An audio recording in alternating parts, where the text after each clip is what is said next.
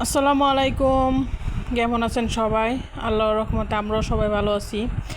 তো আজকে একটা অন্যরকম খাবার নিয়ে চলে এসেছি। এই যে দেখুন খাবারটা কি। তো আমাদের ঘরে একটা জামপোড়া ছিল, তো প্রায় সন্ধে সন্ধে হয়ে গেছে। তো এইরকম সময়ে মনে হইতেছে যে খুবই গরম লাগতেছে। তো মনে হইতেছে যে কিছু টকটক খেলে ভালো লাগবে। তো তো ভাবলাম যে এই জামপোড়া দিয়ে আমরা জামপোড়া মাখা খাই। তো এই তো দেখুন জামপোড়া প্রসেসিং চলতেছে। জামপোড়া প্রথমে ছিলে পরিষ্কার করে নিল, আর এখন পিস পিস করে নিয়েছে।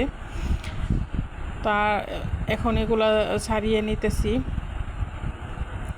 এই তো দেখুন কীরকম সুন্দর ছাড়ানো হয়েছে। তো কার কার এরকম অসময়ে এই টক জাতীয় খাবার খেতে মন চায় বা মাখা খেতে মন চায় এই গরমের মধ্যে, এই টক জাতীয় কোনো মাখা খেলে খুবই ভালো লাগে। এই তো নিয়ে নিলাম মরিচ পুড়িয়ে, আর দিয়ে দিলাম লবণ। তো এইগুলা সুন্দর করে এখন হাত দিয়ে মাখিয়ে নিব সুন্দর করে। আর দেখুন পরিস্থিতিটা, এই যে সন্ধ্যা সন্ধ্যা হয়ে গেছে, কিছুই বোঝা যাচ্ছে না। তো ভিডিওটা একটু ঝাপসা ঝাপসা মনে হবে, তো আপনারা একটু মানিয়ে নেবেন, কেউ মাইন্ড করবেন না। যে এরকম সময় মানুষের খেতে মন চায়, জামপোড়া মাখা খেতে মন চায়।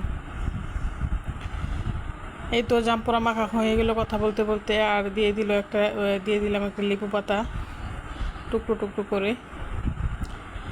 মাখাচ্ছে আসলে অন্য একজন, আমি ভিডিও করতেছি।